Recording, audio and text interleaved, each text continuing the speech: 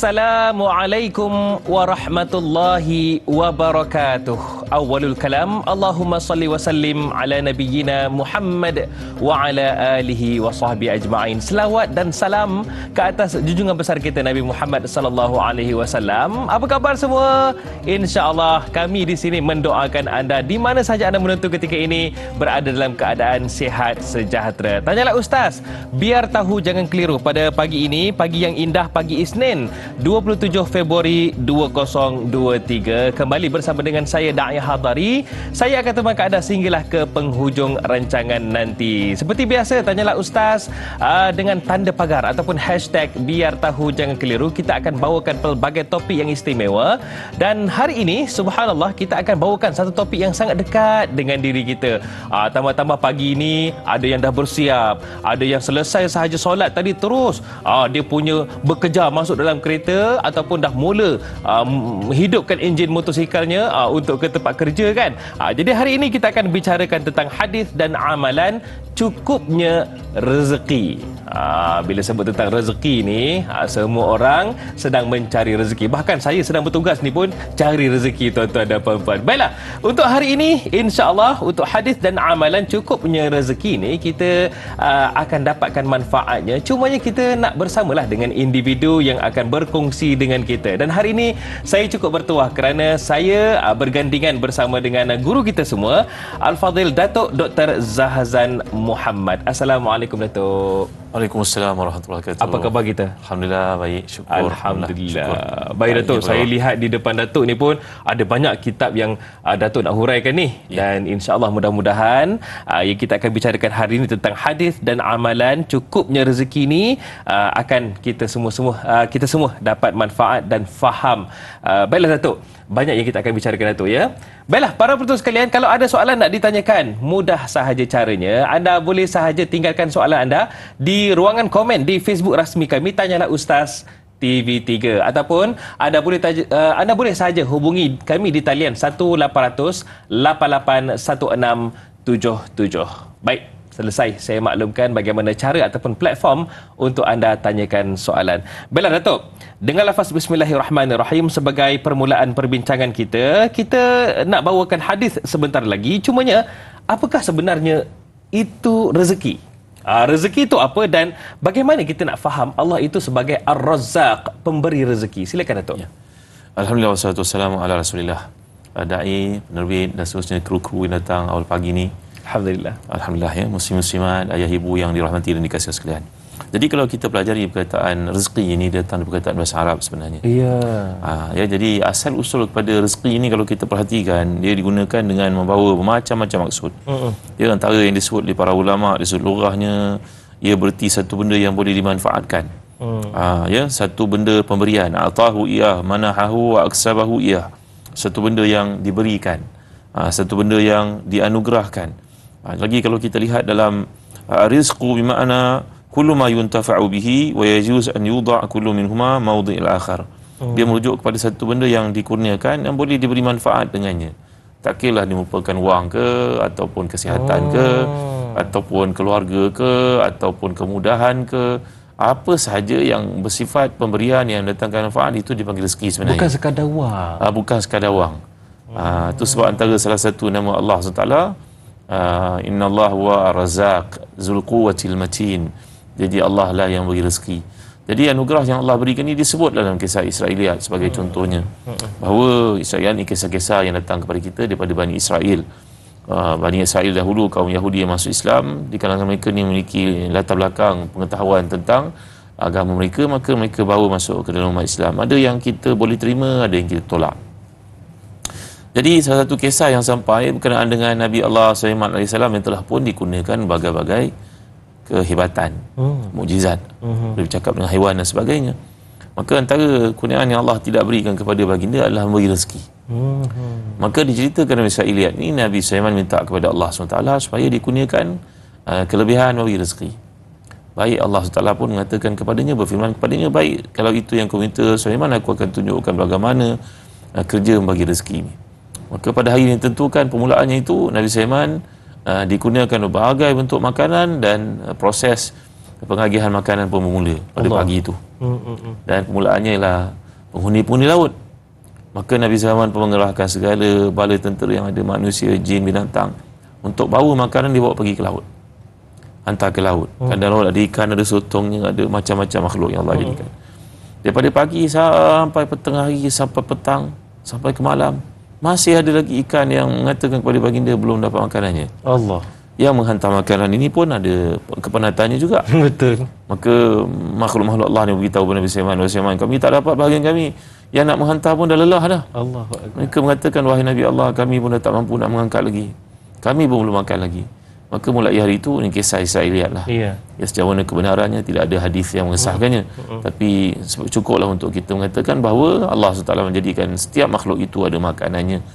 Ya, burung ada makanannya. Binatang yang besar, gajah itu makan berapa tan satu hari, ya? Betul. Dah tahu kan? Ya. Macam mana dia hidup kan? Dengan harimau ada peruntukannya, dengan burung ada peruntukan, manusia pun ada makanan disediakan oleh Allah untuknya.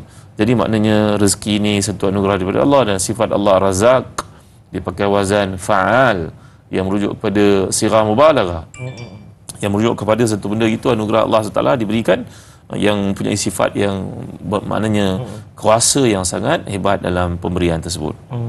Wallahu a'lam. Masya Allah. Takkan mampu kita untuk memberi rezeki. Ya. Itu kita pun ada had kemampuan, tetapi Allah Subhanahu Wa Taala Ar-Razzaq, Allah yang Maha Adil dalam memberi rezeki kepada kita semua. Baik Datuk, untuk perbincangan kita nak bawakan hadis untuk kita amalkan dan kita faham pada pagi ini.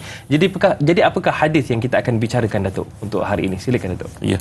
Pertamanya kalau kita lihat dai dan juga para penonton yang dimuliakan Allah sekalian, ini ada satu kisah yang menarik yang sangat berkaitan dengan kehidupan kita, iaitu kisah tentang Sayyidina Ali karramallahu wajhah. Dalam sebuah hadis Tirmizi berkata bahawa Sayyidina Ali datang bertemu dengan Rasulullah SAW dan beritahu kepada baginda tentang isu hutang yang beliau alami.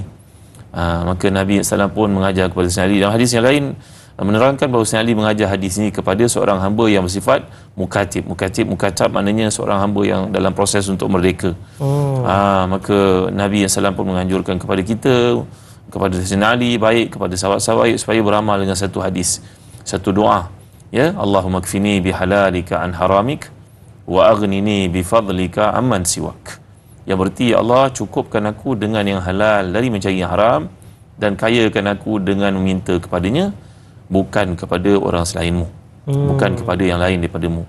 Ya, doa ni tuan-tuan dimulai Allah sekalian, amalkanlah setiap hari selepas sembahyang, lepas sembahyang subuh, lepas sembahyang zuhur, asar, dalam sujud kita ketika tahajud, lepas baca Al-Quran, Allahumma kfini bihalalika an haramik wa aghnini bifadlika aman siwak.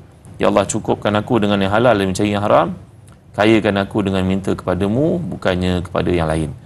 Lalu Sayyidina Ali telah berkata bahawa kalau engkau mengamalkan doa ini, Nabi mengajar kepada aku, engkau memiliki hutang sebesar gunung Sir. Ya, gunung ni satu gunung terletak sama ada dekat kawasan Tai ataupun terletak di kawasan Yaman, di negara Yaman, yang sangat besar. Ya, kalau kamu mengamalkan doa ini, maka Allah akan melangsaikan hutangmu. Langsaikan. Allah akan bantu kamu untuk keluar daripada masalah hutang yang kamu lalui. Baik. Kita kena ingatlah, bukan amalkan doa ni besok jatuh satu gunung emas atas kita. Ya, dapat duit, tiba-tiba dapat duit loteri, bukan tuan-tuan, ini haram hukumnya. Masuk dalam skim cepat kaya dan sebagainya, bukan. Tapi ini maksudnya itu Allah melorongkan kita, memberi kepada kita jalan keluar, mencukupkan rezeki kita. Ya, kalau kita belajar perkataan bahasa Arab ini sangat hebat, ya. Wa kafa billahi hasiba, wa kafa billahi wakila. Kafa itu maknanya cukup. Cukup bagi seseorang berbeza daripada orang yang lain. Cukup bagi seorang guru tentu berbeza daripada cukup seorang ahli korporat. Cukup seorang anak lain daripada cukup seorang orang tua sebagai contohnya. Jadi mencukupkan itu adalah kerja Allah SWT. Cuma tang kita ni bila berada dalam satu situasi, kita bandingkan diri kita dengan orang yang lebih senang. Itu yang menyebabkan rasa tak cukup tu. Rasa tak cukup. Rasa tak cukup dah ni. Macam mana hati nak tenang kalau kita sentiasa tengok orang lain dalam laman sosial yang hidup dengan kemudahan, kemewahan, kesenangan yang kita pun tak tahu mana sumbernya, apakah halal haram. Jadi kita tengok, kita merasa sempit je. Tengok orang terbang dalam business class, tengok orang naik kereta mewah, tengok orang rumahnya Masya Allah. Tengok, tuan-tuan, ambillah perkara yang baik-baik. Ya, mungkin di sebalik kejayaan orang itu kesungguhannya, bagaimana dia telah pun keluar daripada segala kesulitan, dia pernah mungkin berapa kali jatuh bankrupt, Pernah susah. ya. Sehingga dia punya semangat itu tak pernah patah. Itu yang patut kita pelajari. Bukan kita lihat kemewahan itu kemudian kita merasa tak cukup dengan apa yang ada, dan ini sangat bahaya tuan-tuan. Kan itu Nabi pernah bersabda, unzuru ila man huwa dunakum wa la tanzuru ila man huwa fawqakum wa zalika ajdaru alla tazru ni'mallahi alaikum, atau kama qala Rasulullah SAW. Perhatikanlah orang yang kurang daripada kamu kebendaannya. Allah. Jangan pandang orang yang lebih daripada kamu kebendaannya. Nanti engkau akan sentiasa merasa nikmat yang Allah berikan kepadamu tak cukup. Yang lebih malang lagi apabila engkau memperlekehkan, meremeh-temehkan pemberian yang begitu banyak yang Allah beri kepada engkau. Allahu Akbar. Jangan lihat kepada mereka yang telah berjaya dan ada pelbagai perkara, tetapi lihatlah kepada usahanya ketika dia tidak memiliki apa-apa. Allahu Akbar. Baik, Datuk. Nur Dahlia Biru di Facebook ada soalan nak ditanyakan ni. Bagaimanakah pengertian rezeki yang cukup merujuk pada hadis ini? Yang dikatakan wakafa tu. Apakah maksud kayakanlah aku dengan kurniaanmu? Adakah kaya harta dipandang sebagai tanda rezeki yang cukup? Seterusnya, orang yang rasa rezekinya tidak cukup dan suka meminta-minta atau berhutang pada kawan-kawan, adakah akan dipandang rendah dan akan menjatuhkan maruah dirinya? Baik, ini adalah merujuk kepada diri kita, kehidupan kita dan cara kita berfikir. Ya, jadi dalam hadis ni bila Allah mewahyukan kepada nabinya, ini hadis semua pula wahyu. Betul. Daripada Allah SWT, iaitu mengajar kita sebaik-baik doa tuan-tuan ambil daripada Al-Quran. Ambil daripada hadis. Ya, kalau dah tak ada, kita melihat kepada doa para salihin, para sahabat sebagai contohnya, para ulama. Kelebihan tuan-tuan saya nak sebut ulas sikitlah tentang doa ni ya. Yeah. Kadang-kadang kita dengar orang amalkan doa, sedap doanya, panjang doanya, melirik-lirik doanya. Tuan-tuan tahu ke maksud doa tu soalannya? Rugi kalau tak tahu ya. Kena faham ya. Sebaik-baiknya kena faham. Yeah. Kalau mazhab Syafi'i mengatakan apa yang kau minta yang kau tidak faham, seperti Al-Fatihah dan sebagainya, takut-takut tak ada penolakan kat situ. Jadi balik kepada kesungguhan seorang ni dalam berdoa ni tadi, kan kebaik kalau dia berdoa daripada apa yang terdapat dalam kisah-kisah Al-Quran. Ya, cerita Nabi Zakaria ketika berdoa minta kepada Allah dikurniakan anak. Ya Rabbi habli min ladunka dzurriyyatan thayyibah. Ada banyak ayat. Rabbi habli minas salihin contohnya. Ya, jadi ayat yang berkaitan dengan peristiwa ini telah dibuktikan diterima oleh Allah. Betul kan? Betul. Ketika Nabi Yunus berada dalam perut ikan dalam 3 kegelapan malam, kegelapan lautan, kegelapan perut ikan, maka apakah doa baginda ketika dalam kesusahan itu? La ilaha illa anta subhanaka inni kuntu minaz zalimin. Ini terbukti lalu Allah pun mengeluarkannya daripada kesukaran tersebut. Terbukti ya, kita baca surah Al-Anbiya. Jadi kalau kita mencari doa daripada pedoman-pedoman yang lain, bukan salah, bukan. Yeah. Tapi rugi. Sebenarnya ada panduan kiblat utama kita dalam berdoa Al-Quran dan hadis. Kalau dah tak ada, barulah kita cari dia sumber-sumber yang lain. Adalah menjadi satu kekurangan, kelemahan ataupun satu keaiban. Kita mencari doa-doa daripada sumber bagai-bagai, kita lupa yang ada dalam Quran juga hadis. Baik ya. Jadi soalan yang ditujukan ni tadi berkenaan dengan cukupkan aku dengan yang halal yang mencari haram. Jadi cukup ni tadi tuan-tuan, dia sangat berkaitan dengan soalan nombor 2 juga, iaitu sifat zuhud sebenarnya. Dalam Tanyalah Ustaz yang lalu kita belajar tentang satu sikap ketika seorang sahabat datang bertemu dengan Rasulullah SAW dan minta kepada Rasulullah supaya dianjurkan satu perkara yang diamalkan, maka akan dicintai oleh manusia, dicintai oleh Allah. Dicintai oleh Allah dan dicintai oleh manusia. Maka jawapan Nabi, izhad fi dunya yuhibbukallah wa zahad bima fi aidin nas yuhibbukan nas. Berlaku zuhud engkau dalam perkara-perkara berkaitan dunia, Allah akan cinta pada engkau. Allah. Dan berlaku zuhud engkau dalam kehidupan bersama dengan masyarakat. Jangan banyak minta-minta, kerana minta-minta itu akan mengurangkan nilaimu, dirimu, kualitimu di sisi manusia. Maka betul dia senang saja.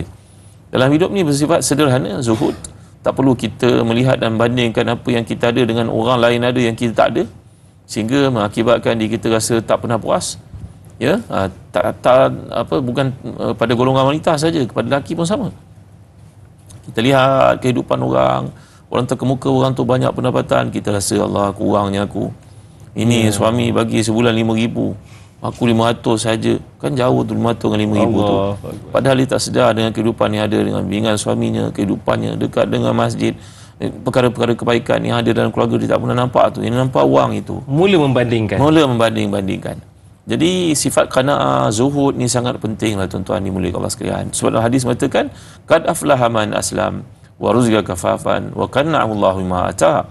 Alangkah untungnya kehidupan seseorang yang mana dia ini dalam keadaan Islam dan dia mengamalkan sifat bersederhana, qanaah.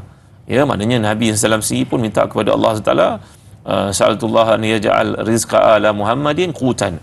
Aku minta kepada Tuhanku supaya rezeki keluargaku jadi setakat sederhana.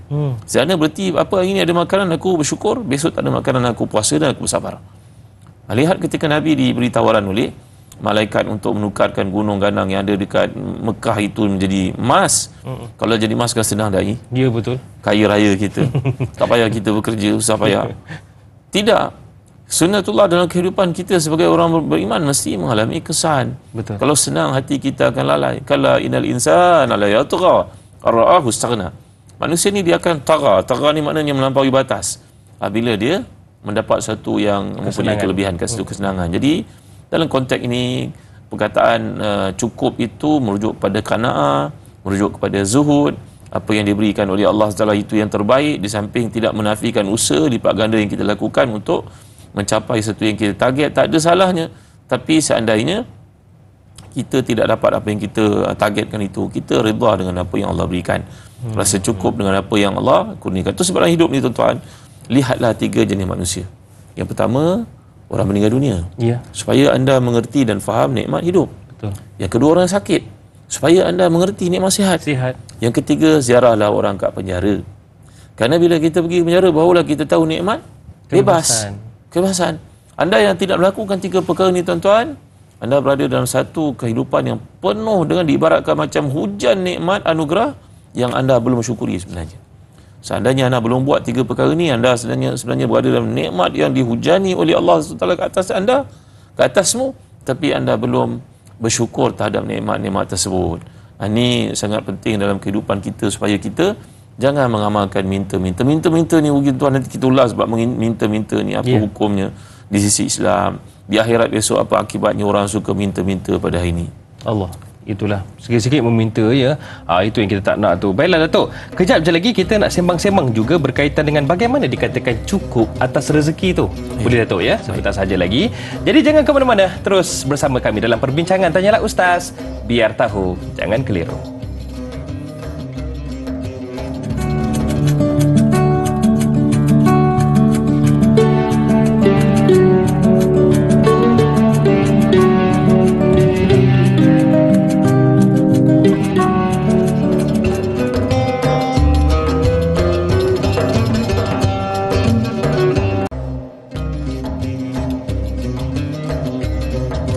Kira di mana sahaja anda menonton ketika ini, terima kasih kerana terus menonton Tanyalah Ustaz, biar tahu jangan keliru. Bukan sekadar rakyat Malaysia, bahkan ada juga sahabat handai kita dari Singapura, dari Brunei dan juga dari Indonesia yang turut menonton pada pagi ini. Terima kasih kerana sokongan dan juga tontonan anda semua. Dan hari ini, para penonton sekalian, Tanyalah Ustaz, biar tahu jangan keliru, kita bawakan topik hadis dan amalan yang mana kita fokuskan kepada hadis berkaitan dengan cukupnya rezeki.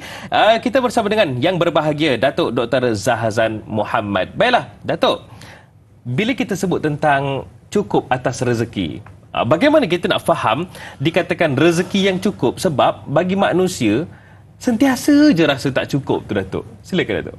Baik. Kita lihat dalam kehidupan pada hari ini ya, tuan-tuan boleh katakan. Kita mencari rezeki ni dan juga mengatur kehidupan. Kita melihat daripada pagi sampai ke petang seperti yang digambarkan tadi. Betul. Itu sebab antara doa Nabi kita ada banyak seperti yang telah kita pelajari ini satu. Yang kedua, bila Nabi ni makan, ini pun ada satu kalimah doa yang sangat indah yang Nabi ungkapkan ya. Iaitu alhamdulillahi katsiran tayyiban mubarakan fi ghaira makfiin wala muwadda'in wala mustaghnan anhu rabbana. Ya, Maha Suci Allah SWT dengan segala kebaikan, keberkatan yang diberikan kepada kita. Jadi sebenarnya bila mengatakan tentang cukup ni, dia sangat berkaitan dengan keberkatan. Keberkatan. Ya, kerana itu keberkatan ni satu benda yang kita baca setiap malam, diingatkan untuk baca. Iaitu surah Al-Mulk. Bismillahirrahmanirrahim. Tabarakalladzi biyadihil mulku wa huwa ala kulli syai'in qadir. Jadi tabarak. Ada setengah tafsir Quran menterjemahkan dengan Maha Suci. Sebenarnya kurang tepat tu. Cuba kita cek pada terjemahan yang ada dalam Quran-Quran yang kita miliki. Maha Suci subhanallazi. Subhanallah. Tapi kalau tabaraka datang perkataan birkah. Birkah ni maknanya satu benda yang kalau kita bayangkan tasik, laut, Berartinya kalau kita duduk tepi tasik, tepi laut, kita cedoklah airnya sebanyak mana liter sekalipun, dia tidak akan mendap. Betul. Maka perkataan cukup ni sangat berkaitan dengan keberkatan. Sebab itu antara doa yang paling banyak Nabi kita SAW ajarkan, amalkan, beritahu kepada para sahabat, contohnya doa Nazim Malik, bagaimana Allahumma akthir mali wa waladi wa wasi' li fi dari wa barik li fima ataitani. Jadi setiap malam kita baca kaitan keberkatan ni dengan nama Allah SWT, dengan sifat Allah, kerana Allah memberi kepada kita dengan apa yang Dia tahu, bukan apa yang kita mahu. Betul. Ya, jadi jangan kita melihat pada hari ini, bila kita melihat tentang seseorang yang kaya, diberikan oleh Allah macam-macam kelebihan, wah hidupnya berkat. Tak, belum tentu tuan-tuan. Jauh, mungkin kehidupannya jauh daripada keberkatan, kita pun tidak tahu. Itu mungkin jadi istidraj. Betul. Istidraj berarti satu nikmat yang dilimpahkan kepada seseorang sedangkan dia hidup dalam kelalaian. Tuan-tuan, Ya. ada orang yang hidup serba sederhana tapi anak-anaknya terjaga, dia dekat dengan Allah SWT, dia ada peluang untuk menunaikan ibadah haji walaupun gajinya tak berapa banyak sekalipun. Tengok berkat hidupnya. Datuk nenek moyang tuan-tuan yang berada kat kampung tu kan, kalau orang datang ke rumahnya, dia hantar air kopi kosong, hantar ubi, sempat masak tu. Ya. Sebaliknya, kebanyakan daripada kita pada hari ini, termasuklah saya tuan-tuan, rumah kita penuh dengan makanan tu kan. Betul. Kalau buka peti ais tu mungkin bergolek-golek, boleh mau jatuh agaknya. Penuh nak cerita. Tapi kalau orang datang langsung tak bagi minum apa-apa. Kalau boleh biar orang terbalik dengan cepat. Tuan-tuan, inilah kehidupan hakikat yang kita lalui pada hari ini. Jadi saya nak bawa tuan-tuan untuk membuka paradigma kita lebih luas supaya faham dalam konteks cukup ini adalah keberkatan sebenarnya. Ya, sahabat-sahabat kita dapat lihat contoh yang terbaik mereka ni. Contohnya, kalau yang kaya, sangat kaya macam Uthman bin Affan, yang menghantar untuk Nabi dalam perang Tabuk saja sekurang-kurangnya 300 ekor unta. Allah. Kalau 300 ekor unta tu dai seumpama hari ini, saya pun mengira lah dengan sahabat-sahabat nilai muamalat pada hari ini mata wang. Rupa-rupanya satu unta tu sebesar sebuah lori kontena pada hari ini. Ya. Nilainya pada hari ini. Dan ada sahabat yang miskin seperti Salman Al-Farisi radhiyallahu anhu yang pilih untuk hidup sedemikian. Tapi hidupnya keberkatan. Hidupnya mengkhatam Qurannya begitu banyak dan dia tak minta-minta kepada orang. Jadi apa yang dimaksudkan dengan minta-minta ni tuan-tuan? Orang yang minta-minta dalam kehidupan pada hari ini, nanti di akhirat bila jumpa dengan Allah, mukanya tidak ada daging langsung. Tak ada mazghatul lahmin, tak ada daging pada wajahnya. Kerana Allah menampakkan kehinaan kepada orang ini yang minta-minta, tidak malu dia. Sedangkan peluang pekerjaan pada hari ini banyak tuan-tuan dimuliakan Allah sekalian. Ni bila kita kaitkan konteksnya tadi, bila kita tengok pada kehidupan orang yang kehidupan pada hari ini, bisnes yang paling utama adalah riak. The main business untuk kehidupan hari ini, target orang semua nak tunjuk. Aku beli kereta cash, aku hidup begini, pakaian aku macam ni, beg tangan aku macam ni. Biar menunjuk pada orang, biar bergaya. Apa-apa asalkan bergaya. Bahaya tuan-tuan. Kesannya kepada orang keliling kita. Orang keliling kita yang tak upaya seperti itu pun akan berusaha juga untuk dapat perkara semikian. Akan terikut-ikut Datuk. Terikut-ikut. Walaupun perkara itu haram. Walaupun masuk skim cepat kaya ke, walaupun berkaitan dengan apa saja, dia tak peduli. Yang penting dia dapat hidup seperti itu. Pelaburan itu dan pelaburan ini. Allah tuan-tuan dimuliakan sekalian. Itu sebab ramai orang silap faham mengatakan wa amma bi ni'mati rabbika fahadits. Nikmat Tuhan kamu tunjukkan. Bukan tunjukkan kepada semua orang. Umpamanya kalau berlaku pertunangan contohnya, kalau saya kaitkan kepada tuan-tuan ya, anak kita nak bertunang. Tunang belum berkahwin lagi. Tak boleh bersama lagi, tak boleh duduk dekat, tak boleh naik motor sekali. Tak boleh pegang-pegang dan sebagainya. Jadi bertunang itu sebagai tanda bahawa persediaan ke arah perkahwinan. Mungkin nak kumpulkan wang, persiapan diri, mental, fizikal dan sebagainya. Kita pergi umumkan ramai-ramai. Kalau boleh, satu kampung, satu dunia datang. Satu dunia tahu anak kita bertunang. Tuan-tuan, ini salah tuan-tuan. Tak suruh, Islam tak suruh kita buat begitu. Yang suruh panggil pakciknya, adik-beradiknya, sepupu-sepupunya. Sekurang-kurang tahulah, Alhamdulillah ada satu proses kita ke arah ni, persiapan minda ke arah ni. Ya, dia sudah pun disunting orang sebagai contoh. Setakat itu cukuplah. Jangan over sangat. Kita ada kereta bagus sebagai contohnya, pergi tunjuk. Satu dunia, satu alam kena tahu. Tak, tuan-tuan, bukan begitu. Dapat kereta baru, Alhamdulillah. Jom Tuan Imam naik. Saya Alhamdulillah ada duit beli kereta untuk anak-anak. Mari kita naik sama orang kampung lepas minum pagi-pagi ni. Mudah-mudahan sebagai contohnya, kita breakfast sama. Ini saya belanja sajalah. Guru saya kata ketika di Jordan dahulu, setiap benda tu ada zakatnya. Zakat kereta ialah bawa orang naik ke atasnya. Setiap benda tu ada zakat, tuan dan ya. Jadi kita bawa sebagai contoh tuan-tuan. Ini adalah dalam kadar limitation yang ada. Jangan over sangat. Bila kita over sangat, dia jadi apa tuan-tuan? Dia jadi menunjuk-nunjuk. Kalau buat ibadah dipanggil riak. Kalau buat dunia dipanggil sombong, takabur. Jadi ini sifat-sifat yang sangat dibenci oleh Allah SWT. Allah. Kerana kita bimbang tu kat luar sana. Kalau hari raya sebagai contohnya, isteri kita, anak perempuan kita pakai emas, mungkin 1 urat 2 cukup lah. Tak payahlah pakai sampai ke siku. Ini tujuan ni tuan-tuan. Dia akan datang implikasi yang sangat buruk kepada orang miskin, tuan-tuan. Orang tak mampu, dan menyebabkan mereka berlumba-lumba ke arah itu. Kita tersilap sebenarnya dalam menghayati firman Allah SWT tadi. Allahu Akbar. Itu yang kita risau, Datuk. Kadang-kadang tu bab mudah saja, bab makan mewah sahaja, tetapi ditunjuk-tunjuk tu sehingga ada yang terasa hati, bahkan ada yang tidak bersyukur dengan apa yang mereka ada. Itu yang kita risau tu. Baik, Datuk. Berdasarkan hadis, kita nak merujuk kembali hadis. Bagaimana dinyatakan dalam hadis tersebut, bagaimana apabila rezeki itu cukup akan membolehkan kita terhindar dari yang haram. Jadi apakah kerana kalau kita tak bersyukur atas rezeki akan menyebabkan kita melakukan kemungkaran, terutamanya apabila kita jadi susah, Datuk? Ya. Disebut oleh Al-Hasan Al-Basri, rezeki ini merupakan rizqu wahsyiyatun. Rezeki merupakan binatang buas. Rezeki itu merupakan binatang buas. In syukirat, kalau kamu bersyukur atas apa yang diberikan itu, qarrat. Kalau kamu bersyukur, maka rezeki itu akan tetap duduk dalam kawalan, dalam sangkar umpamanya. Ya. Wa in kufirat, kalau kamu kufur kepada rezeki tersebut, farrat. Maka apabila kamu kufur kepada rezeki itu, dia akan keluar dan mengganas. Jadi balik pada perkara ini, tuan-tuan. Prinsip utama yang paling kita kena tahu sekali dalam bab rezeki ni, memberi rezeki ni Allah SWT. Bukan kerana kepandaian kita, ya. Betul. Jangan seorang kita berkata, oh, dia tu berjaya, syarikat dia dah masuk listing sekarang ni, kerja kuat. Tuan-tuan, mana kuat, tuan-tuan? Tuan-tuan kerja dalam bilik aircon, kerja 8 pagi, lepas tu orang datang serve minuman, mesyuarat pun semua telah tersiap depan kita, terhidang, fakta-fakta semua orang berikan, jadi bos lah, CEO lah, ya. Kemudian kita ada driver, kita boleh tidur, boleh membaca, boleh apa. Orang yang kerja tepi jalan tu, yang sapu jalan raya tu, terdedah kepada penyakit, terdedah kepada bahaya, duitnya berapa sen saja yang dia dapat satu hari. Cuba bandingkan orang yang bekerja dekat tepi jalan raya tu, terdedah kepada macam-macam kesusahan itu, pagi-pagi dah keluar, makannya pun tepi jalan, macam-macam masalah yang boleh dialami. Nak bandingkan tuan-tuan yang bekerja, yang tuan-tuan sifatkan bekerja kuat tadi, mana lebih kuat agaknya? Cuba jawab, tuan-tuan. Dia kan, orang kerja tepi jalan tu kan, menunjukkan kepada kita rezeki ni bukan sebab seorang itu genius ataupun tidak, bukan sebab dia kerja kuat ataupun tidak, bukan disebabkan lelaki perempuan, tidak, bukan disebabkan dia banyak kabel atau tidak, tak. Rezeki ni pemberian Allah, tuan-tuan. Allah yang tetapkan demikian. Itu sebab kalau kita baca dalam banyak ayat, sebagai contohnya kaitan dengan hadis kita ni, tuan-tuan, ya, kerana keberkatan ni perkara asas yang kita kena tahu. Jangan kita berlumba-lumba mencari, kita menyangkakan semua itu daripada kita, nanti kita jadi Qarun nanti. Innama utituhu ala ilmin indi awalam ya'lam anna Allah qad ahlaka min qablihi minal quruni man huwa ashadu minhu quwwa wa aktsaru jam'a wa la yus'alu an dzunubihimul mujrimun. Qarun ini dalam surah yang Allah gambarkan, surah Qasas itu, dia menceritakan, dia mengatakan kepada orang, aku pandai sebab akulah, aku belajar tinggi, aku jumpa orang, aku ada kontak itu, aku networking. Dia berkata demikian. Aku ni Allah tak suka lah, tuan-tuan.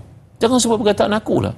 Boleh tak kita sebut ni semua berkat doa ibu ayah, kawan-kawan, pekerja-pekerja pun bagus. Kalau mereka khianat pun tak jadi juga perniagaan ini. Dan orang Islam di luar sana, alhamdulillah pihak zakat pun sentiasa mengingatkan saya.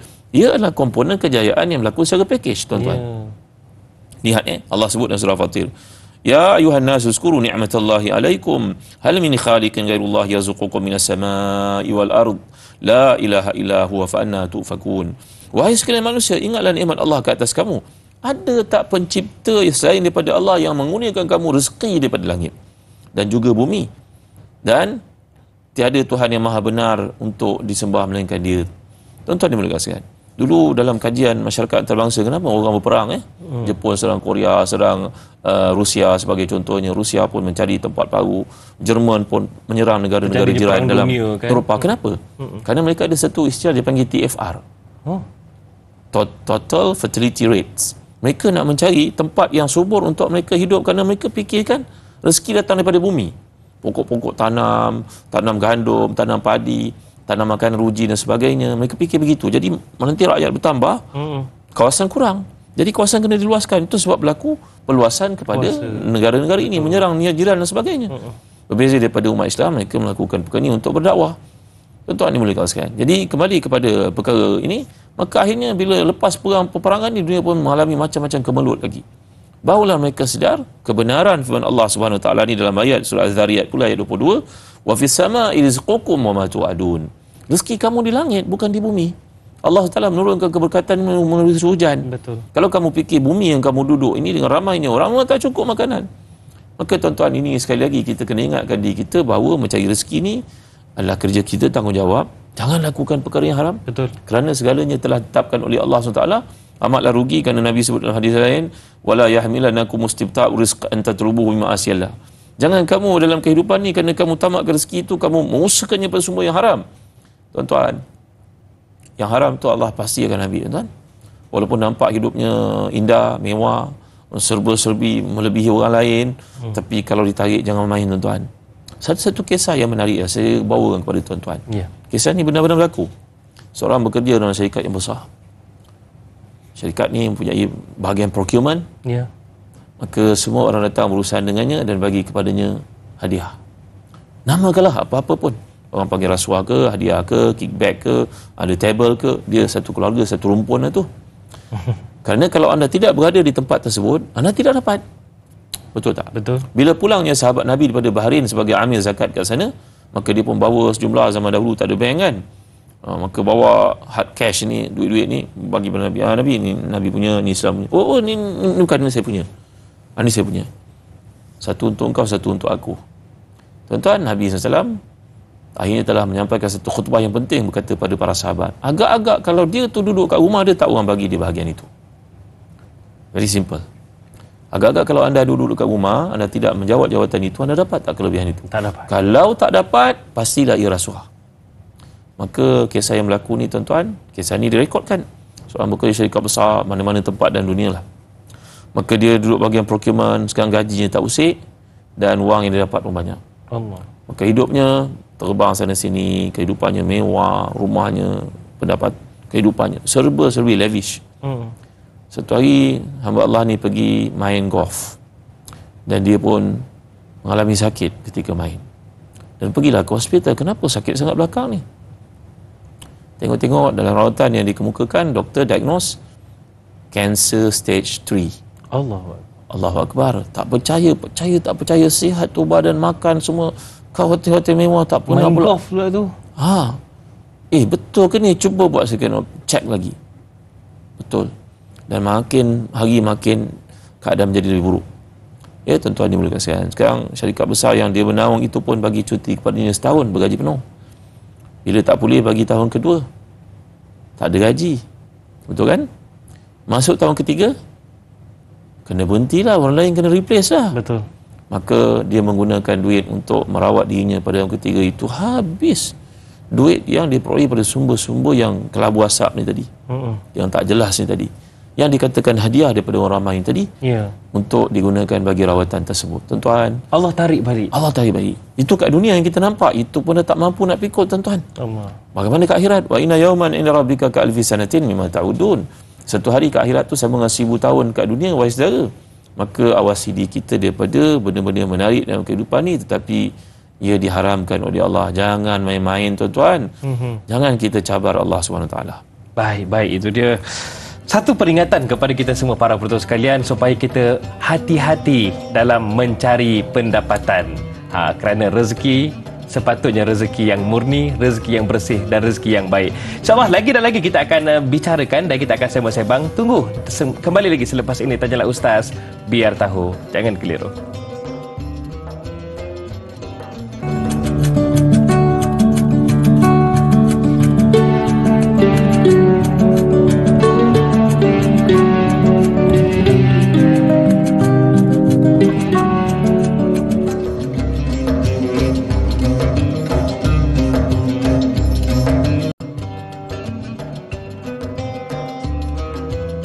Alhamdulillah, segala pujian bagi Allah atas segala nikmat yang telah Allah kurniakan, termasuklah nikmat Islam, nikmat iman, nikmat kehidupan dan nikmat hari ini dapat kita bersua dalam Tanyalah Ustaz, biar tahu, jangan keliru. Baiklah, hari ini kita bicarakan tentang hadis dan amalan cukupnya rezeki bersama dengan yang berbahagia Datuk Dr. Zahazan Muhammad. Baik Datuk, kita nak raikan pemanggil ketika ini yang berada di talian. Assalamualaikum. Waalaikumsalam warahmatullahi wabarakatuh. Dai Hadari Romli dan juga Datuk Dr. Muhammad Jahazan bin Muhammad. Saya Omar Abdul Majid dari Felda Cini Timur 3, Pekan Pahang. Assalamualaikum Datuk dan Dai. Waalaikumsalam warahmatullahi. Haji sihat ya? Alhamdulillah saya sihat. Kami di sini Datuk doakan sihat, Datuk Haji dapat rezeki yang luas insya-Allah. Baiklah, silakan dengan soalan. Okey, insya-Allah. InsyaAllah saya ada ni atas doa dan juga Datuk macam ni soalan saya Datuk. Yeah. Datuk, kita ni diberi masa 24 jam. Tu pun ada yang mengeluh mengatakan tak cukup masa. Ini kan pula rezeki Datuk. Ada bekerja siang malam. Bekerja untuk menambah rezeki. Tapi rezeki tak juga cukup-cukup Datuk. Kadang-kadang ada yang kata mulut ni tak pernah penuh Datuk. Bila kita makan malam pun padam lampu pun dia tetap masuk dalam mulut juga. Mengatakan benda tu tetap tak pernah cukup Datuk. Soalan saya Datuk, apakah punca sebenarnya penyebab utama yang menyebabkan kita ni rasa tak pernah cukup?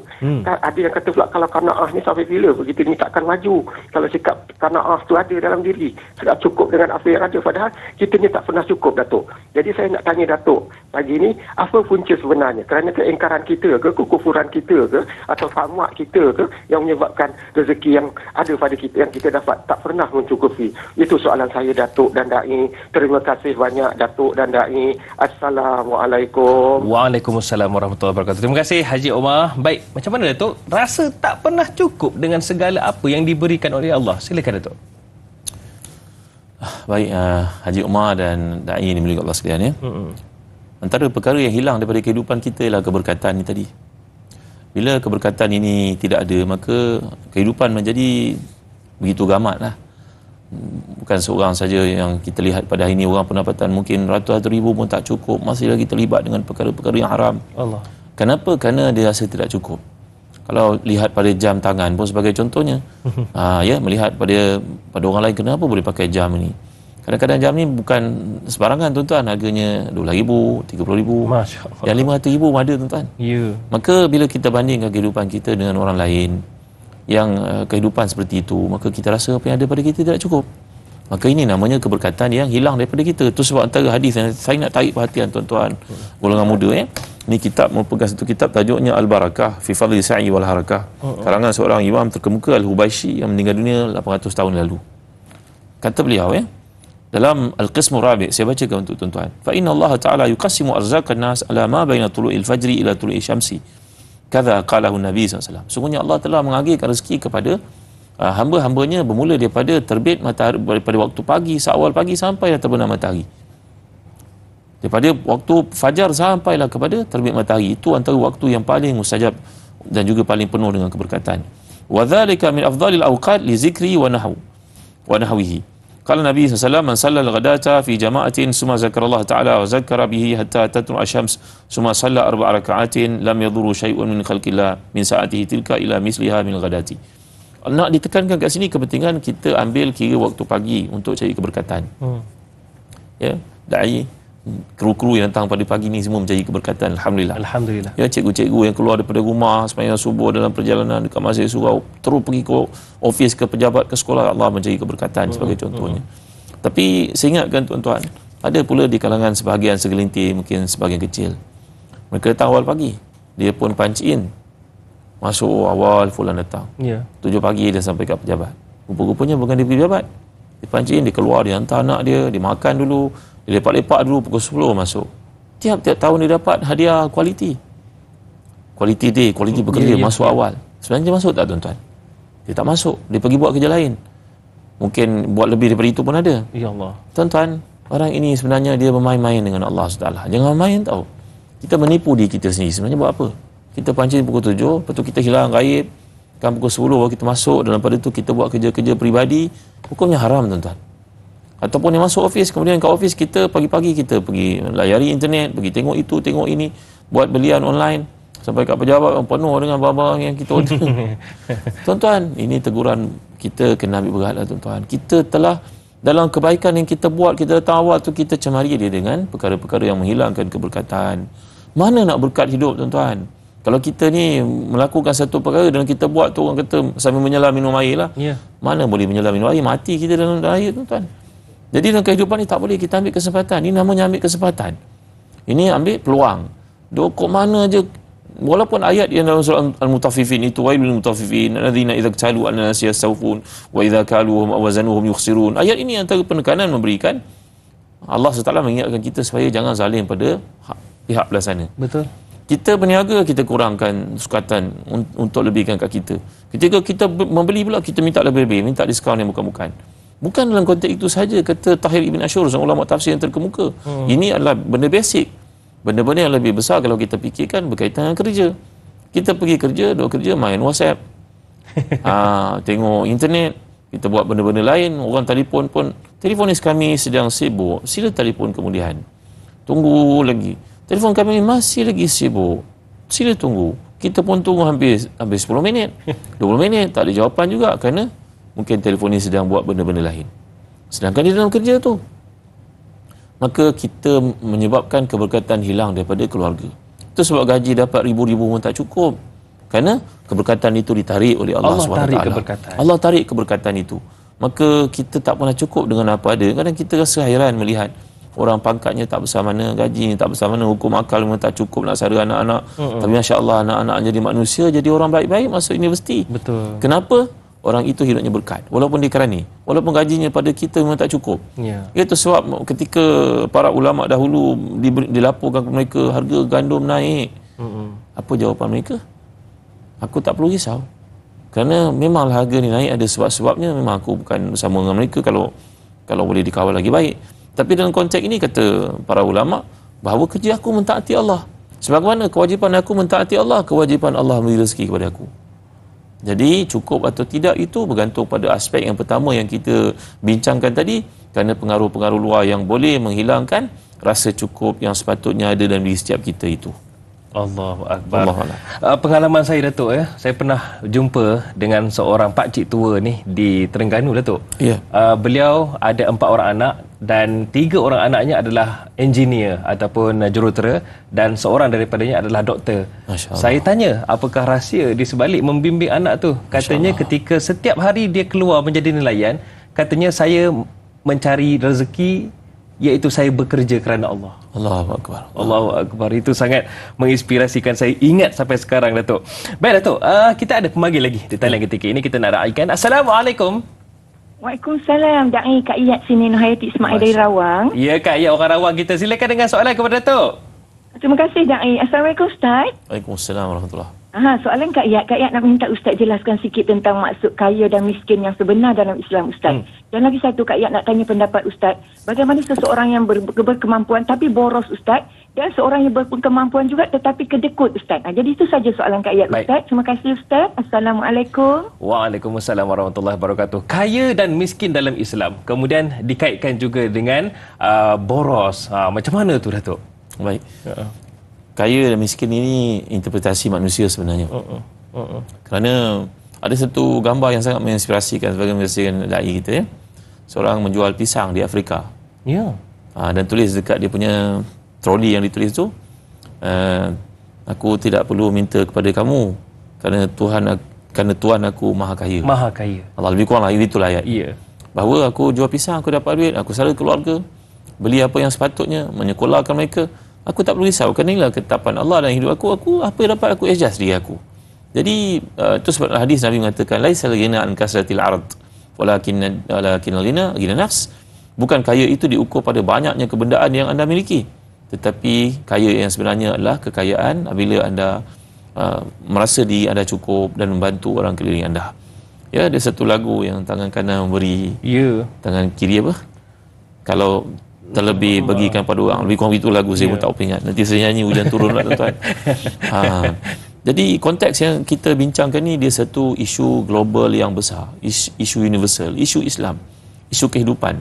Ya, kita kena ajar diri anak-anak kita supaya mengamalkan sikap qanaah ni tadi.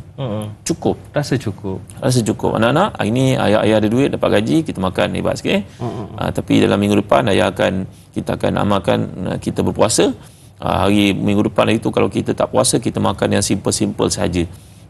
Mungkin ayah nak bagi kamu makan nasi dengan garam. Tak. Makan nasi dengan garam berat sangatlah, tuan-tuan. Manalah ceritakan kepada anak-anak kita tentang itu, disebut oleh seorang tokoh motivasi terkemuka Islam, namanya Syekh Dr. Abdullah Nasir Ulwan, dalam buku beliau bertajuk tarbiyatul aulad fi Islam. Bahawa perlu ada dalam kehidupan kita, kita amalkan sunnah Nabi yang kita baca ini. Yang Nabi pulang ke rumah tanya pada Aisyah radhiyallahu anha, ada makanan apa-apa tak ini wahai Aisyah untuk dimakan? Tak ada wahai Rasulullah. Maka Rasulullah menjawab, kalau begitu aku puasa. Kalau begitu aku puasa. Itu sebab dalam mazhab Syafi'i kita melafazkan ibadah itu satu ibadah juga sebenarnya.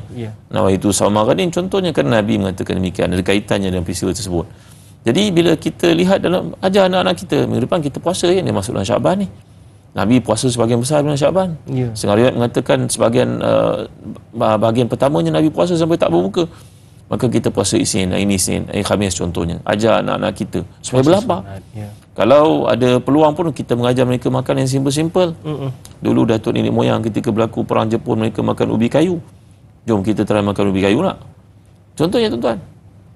Jadi mati dibangunkan diri pada anak-anak sifat kaya seperti ini, rasa cukup dengan apa yang ada, yang namanya qanaah itu sangat penting.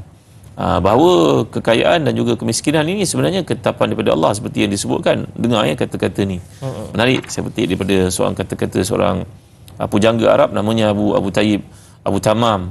Beliau mengatakan bahawa yunalul fata min aishihi wa huwa jahilun wa yukdil fata min dahrihi wa huwa alimun walau kanatil arzaku tajri alal hija halakna idzan min jahlihinnal bahaimu.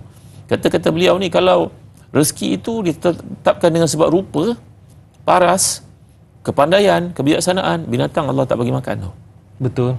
Jadi bukan ditetapkan, bukan rezeki itu datang dengan sebab apa? Pangkat, keturunan, kepandaian, kebijaksanaan, kedudukan, kabel, apa lagi, networking, ketaatan, kemaksiatan. Bahkan orang melakukan maksiat pun diberi oleh Allah rezeki. Betul. Maka ini yang kita kena faham daripada awal, prinsipnya bahawa rezeki ni pemberian Allah dan kita ni sebagai manusia buat apa yang Allah tetapkan. Tinggal apa Allah larang. Kalau kita nak dapat lebih, kita usahakan mengikut kaedah-kaedah yang betul. Pada zaman ni ada ujian-ujian tertentu berlaku pada sebahagian daripada kita. Contohnya dibuang kerja ataupun syarikat tutup. Apa juga perkara, ada jalan keluarnya dalam Islam. Yang akan kita kongsi nanti insya-Allah. Bila berkait dengan ada yang kehilangan kerja, kejap lagi ada soalan yang saya nak tanyakan kepada Datuk. Insya-Allah boleh tu ya. Selepas ini jawapannya tanyalah Ustaz. Biar tahu, jangan keliru.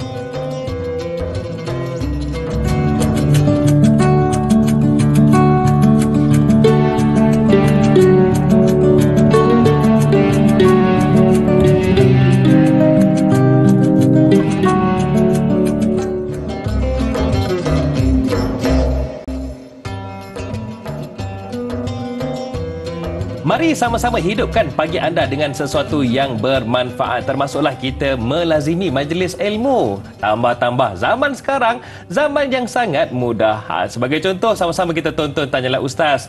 Biar tahu, jangan keliru pada pagi ini. Dan hari ini kita bicarakan topik hadis dan amalan berkaitan dengan cukupnya rezeki bersama dengan yang berbahagia Datuk Dr. Zahazan Muhammad.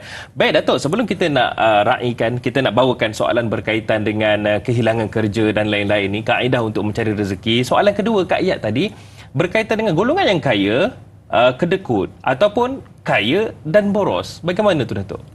Kedekut ni sebenarnya satu sifat yang kadang-kadang dipengaruhi oleh psikologi seseorang. Bahkan ada di kalangan tabi'i yang terkemuka pun ada bersifat kedekut. Allah. Contohnya seorang penulis Quran yang terkemuka, ni kisah dikemukakan sebagai satu riwayat. Contohnya macam Abul Aswad Ad-Du'ali radhiyallahu anhu arda. Ini adalah penulis Quran. Senalikan Allah wajah telah mengamanahkan kepadanya untuk menulis Al-Quran, membariskan Al-Quran. Dialah yang pertama meletakkan titik pada huruf-huruf dalam bahasa Arab. Tapi Abul Aswad Ad-Du'ali ini terkenal sebagai seorang yang sangat kedekut. Kalau orang datang ke rumahnya pun, bau hidangan yang dimasak oleh isteri dekat dapur pun dia tak hidangkan kepada orang. Maka mungkin disebabkan kehidupan kita yang satu masa lu sukar, tiba-tiba kita melalui kesenangan, kita tak mudah-mudah nak bagi pada orang. Ini tak ada kaitan dengan iman, tuan-tuan ya. Ini adalah sikap masing-masing. Cuma orang yang pemurah tu lebih tinggi dan dekat kedudukannya di sisi Allah lah. Tapi dia tidak menjejaskan dari sudut mendatangkan dosa, tidak. Itu hak dia untuk bagi makan kepada orang atau tidak. Tapi kita nak ulas dalam bab boros tadi. Ada orang yang kedekut main kepada adik-beradik, kepada isteri, kepada anak-anak. Tapi dengan orang lain, dia pergi ke restoran tengok orang makan, semua ni saya bayar. Ini tak disuruh lah tuan-tuan. Ini orang, dia ni fikir terbalik ya. Ya, orang yang paling patut aula lah isteri dia, anak-anak dia. Sampai anak-anak dia mencuri mungkin di hostel, asrama. Ayahnya orang kaya, orang pun kenapa anaknya suka mencuri ya? Kerana dia ada masalah tertentu dekat rumah, ayah ibunya sangat sukar bagi kepada duit, padahal dia minta baik-baik. Ada kajian dia buat. Nak kata dia susah, tidak. Keluarganya, ayahnya bawa kereta mewah, tapi dia mencuri barang orang lah. Pelik lah. Kenapa tuan-tuan? Itu mungkin ada kaitan tertentu. Jadi jangan sampai anak-anak kita menjadikan maknanya mendedahkan diri mereka kepada perkara-perkara seperti itu kerana sikap kita sebenarnya. Ada orang kalau hutang kawan-kawan, kau main lagi belanja, makan apa saja, kau hotel ribu-ribu ni bayar. Tapi nak panggil adik-beradik, nak jemput mereka, kalau ada jamuan adik-beradik, ada kenduri ke apa benda ke, nak sponsor air pun susah, payah. Berkira ke main lagi. Allahu Akbar, la ilaha illallah. Anak dia belajar kat situ. Orang nak pasang kipas kat bilik kelas panas, kumpulkan duit, dia tanya, nanti kalau anak saya naik tingkat tempat, nanti kipas tu nak alihkan juga ke? Ya Allah, punya kedekutnya ke main lagi. Tapi perkara-perkara lain bukan main, dia tak berkira-kira. Ini orang tersilap, tuan-tuan. Jadi itu sebab kita ingat ya, Nabi menyatakan akhir zaman ni, idza ra'aita syuhan muta'an wa hawan muttaba'an. Kamu akan lihat akhir zaman nanti orang yang dia punya kedekut itu luar biasa. Kedekut pada keluarganya luar biasa. Ya, salah catur dia dalam bab rezeki itu luar biasa. Dan juga mengikut hawa nafsu. Ya, jadi tuan-tuan dimuliakan sekalian, ini satu perkara kesilapan yang perlu dibaiki. Kita kena ingat, antara tanggungjawab kita sebagai ayah, suami, membiayai keluarga kita nombor satu, adik-beradik kita sebelum orang lain. Memanglah orang lain tu kadang-kadang kita buat dengan tujuan nak jalin hubungan, ada kaitan bisnes sebagainya, tapi jangan abaikan keluarga, jangan abaikan adik-beradik, ya, jangan abaikan. Ingat tahu, ada satu perkara yang berkaitan dengan silaturahim. Iza aradta, dalam hadis mengatakan bagaimana Nabi mengajar kita, kalau kamu nak dalam keadaan rezeki kamu banyak, ayubsatalahu fi rizqi wa yunsalahu fi asari falyasil rahimah. Siapa yang hendak rezekinya banyak, murah, mudah, maka jagalah silaturahim. Rezekinya panjang, umurnya panjang, rezekinya melimpah ruah, maka hendaklah dijaga silaturahim. Dan perkataan rahim ini adalah satu perkataan yang sangat dekat dengan nama Allah. Ar-Rahim. Bismillahirrahmanirrahim. Ya, kalau kita keluar pagi-pagi, dia ajar kita untuk sebut Bismillahirrahmanirrahim sekurang-kurangnya.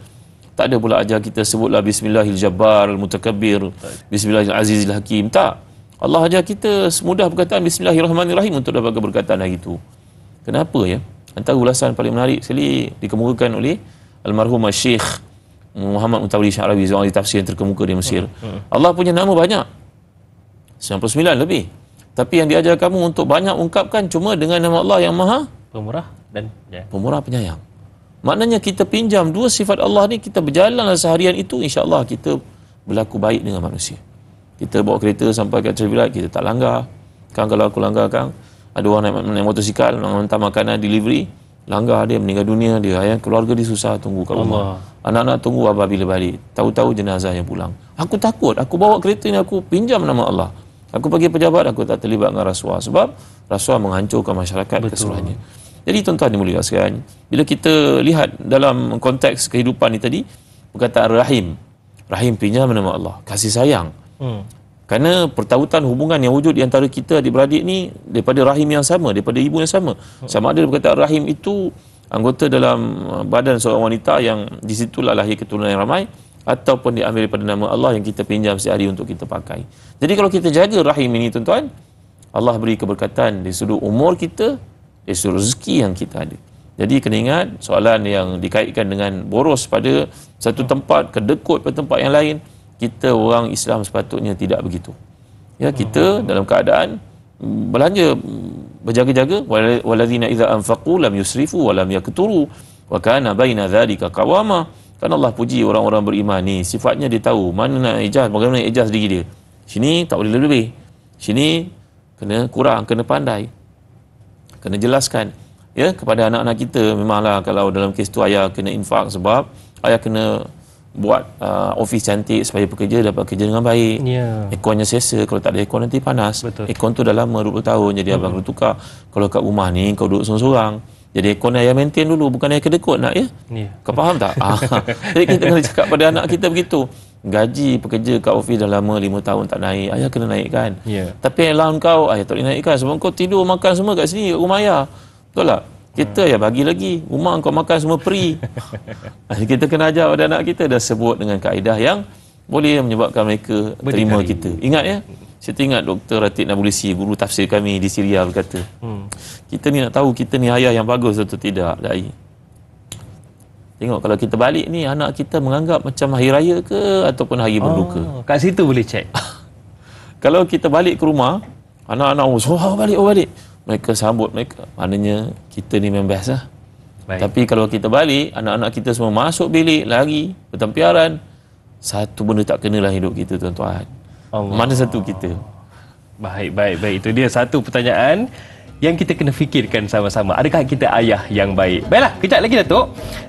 Kita nak tahu bagaimana cara untuk dapatkan rezeki, sebab macam-macam dugaan sebelum ni kita hadapi. Cumanya kejap lagi Datuk ya. Kita akan tutup dulu di TV3 dan kita akan ada sambungannya di TV9 selepas ini. Terus setia bersama kami. Tanyalah Ustaz, biar tahu, jangan keliru.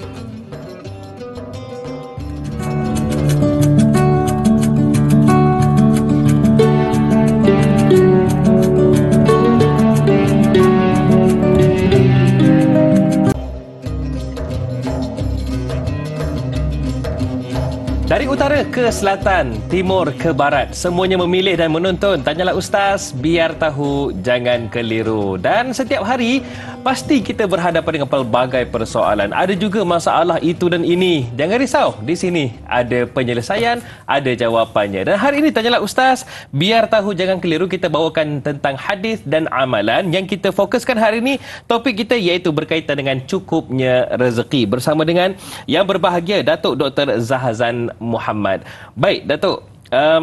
Panjang dah kita bicarakan. Cumanya saya nak bagi satu situasi, ini realiti zaman sekarang, Datuk, dan ada kaitannya dengan cukupnya rezeki ni.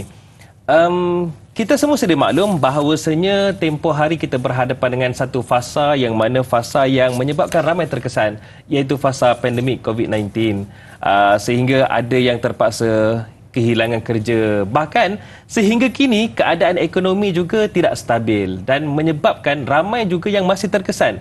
Jadi bagaimana Datuk untuk membimbing hati semua kami bersama-sama ni untuk mencari rezeki yang penuh dengan keberkatan? Silakan Datuk. Baik.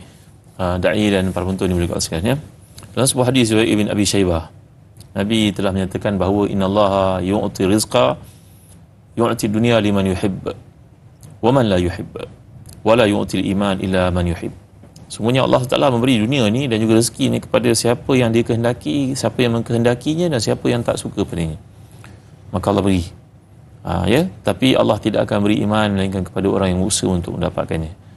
Ini satu benda asas yang penting bagi kita orang beriman kena faham. Maka balik kepada topik tentang rezeki ni tadi, yang mana ujian yang berlaku dalam kehidupan, seorang daripada kita mungkin kehilangan punca rezeki. Betul. Kita merasakan kita kehilangan punca rezeki. Sebenarnya rezeki kita ada. Cuma kita kena mengusahakannya dengan cara yang betul. Ya, pada hari ini contohnya, sesiapa saja boleh menerima panggilan. Dai, tuan saya nak minta tolong, saya nak beli susu pun tak ada duit. Biasa tak terima mesej ni? Pernah. Saya sewa bulan tak payah, bulan ni nak kena keluar dah. Tuan-tuan, sebenarnya mencari benda ni, kami sebagai contohnya dalam dunia buku, ya, kita penerbit buku, Telaga Biru sebagai contohnya, kita kata pada orang Islam ni, ya Allah, mudahnya kalau kamu datang kepada saya untuk tanya peluang perniagaan, insya-Allah saya boleh tunjukkan. Ya, mungkin boleh bekerja dekat kedai makan sebagai mengambil order ke, tukang masak ke, usahalah apa sekalipun. Kalau kita pergi ke kedai buku, saya nak jual buku ni, boleh tak? Boleh kita bagi hadiah komisen, kadar yang diperoleh itu mampu untuk kamu bayar sewa. Takkanlah tak ada cara lain, kan? Nak minta-minta kepada orang seperti itu, ini sangat memalukan, tuan-tuan. Ya. Dan anak-anak yang duduk dekat melihat langkah ibu, sikap ibu duduk dekat traffic light, datang minta sedekah, cermin kereta diketuknya. Macam mana anak itu besar besok? Bagaimana pandangannya terhadap kehidupan? Tak ada rasa malu ke? Bangsa asing mungkin melihat, adakah begini sikap orang Islam dengan tak produktifnya dan sebagainya, tuan-tuan dimuliakan Allah sekalian. Ada seorang teman, beliau ni orang berada, keluarga berada. Dia ada sebuah rumah di tengah Kuala Lumpur, rumah banglo peninggalan ayah ibu. Maka dia pun ambillah segolongan orang yang datang ke negara kita untuk bekerja, yang cari suaka politik ni. Maka kumpulkan ramai dalam bilangan yang mencukupi duduk kat rumah tu. Daripada rumah tu terbiar duduk kat situ, Ustaz. Jadi bolehlah bekerja kat Kuala Lumpur, ada banyak peluang kerja, kan. Kita pun anjurkan ke hotel ni ada bekerja, angkat beg pun ada duit, orang bagi hadiah dan sebagainya, kat kedai makan ada banyak dalam Kuala Lumpur. Tak, Ustaz, duduk je kat rumah makan sirih contohnya. golongan ni lah, saya tak perlu sebutkan bangsa apa ni tuan-tuan. Lama rumah kami bila pergi adik-beradik dengan niat nak bagi dia duduk pun hati kita pun dah rosak. Tengok rumah kotor dengan warna siri, warna merah, diludah sana sini. Kerjanya tidak juga. Jadi ni tuan-tuan, peluang bekerja ni sebenarnya rezeki kita ada, kita kena usaha saja. Dan usaha yang dilakukan tu tuan-tuan, dia bertahap lah ya. Kalau seorang doktor sekalipun belajar penat-penat, kerja pun penat. Ya, dengan permulaan kerja, housemanshipnya, naik ke tahap berikutnya, dihantar posting jauhnya, duduk dalam bidang itu lamanya sebelum dah boleh buat specialize.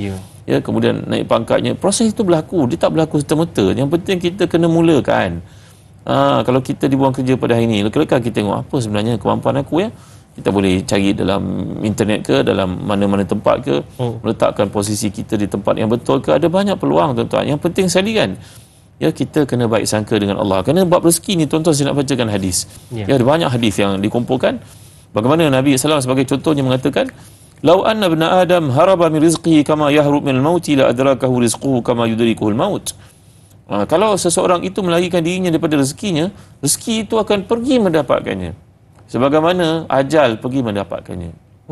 Ajal mendapatkan kita, begitu juga rezeki. Itu juga dalam hadis, "Inna rauhal qudus nafasa fi raw'i anna nafsan lan tamuta hatta tastamila ajalaha wa tastaw'iba rizqaha fa ajmilu fit talab wa la yahmilanna ahadakum istibta'u rizqan yatluhu bima asilah fa inna ma indallahi la yunalu illa bi ta'atihi." Dalam hadis ini mengatakan, hadis sahih riwayat An-Nasa'i ini, sungguhnya malaikat dalam Jibril telah mewasiatkan kepada aku, memberitahu kepada aku bahawa seorang itu tidak akan mati sampai dia menyempurnakan rezekinya, rezeki yang ditetapkan untuknya. Dan kalau diambil yang bukan miliknya, Allah akan tarik balik. Yang seperti yang kita gambarkan kisah yang saya kemukakan awal tadi. Maka hendaklah seseorang itu bersungguh-sungguh dalam doanya, dan janganlah kelambatan rezeki dalam kehidupan mengheretnya untuk melakukan perkara yang haram. Kerana apa yang ada di sisi Allah yang ditetapkan untuk kamu bukan diperoleh dengan cara yang haram. Ya, jadi ini satu wasiat yang kalau kita baca sungguh-sungguh naik bulu goma kita tuan-tuan. Rezeki Allah tetapkan untuk kita. Kita pasti akan mendapatnya sebelum kita mati. Kerana semuanya mengikuti kita macam bayang-bayang ikut kita. Dah ya. Jadi itu sebab balik kepada perkara yang berlaku dalam kehidupan pada hari ini, kita usaha cari. Jangan kita putus asa. Ya, jangan kita pergi bunuh diri dan sebagainya. Kerana berlaku perkara-perkara kehilangan punca rezeki yang kita sangkakan sebenarnya ada untuk kita. Kita kena usahakan. Dalam setiap usaha yang kita lakukan itu merupakan pahala di sisi Allah SWT. Ya, usaha itu penting Datuk ya. Ikhtiar tu, jangan kita putus asa. Baiklah Datuk, soalan dari Saziatul Sidik pula di Facebook kita, katanya, bagaimana pula bagi yang merasakan cukup sehingga zuhud dengan merupakan keperluan, contohnya keluarga yang memerlukan dari segi pembelajaran anak-anak, dia abaikan pula, menghadkan pula keperluan makanan, iaitu terlalu berkira pula Ustaz.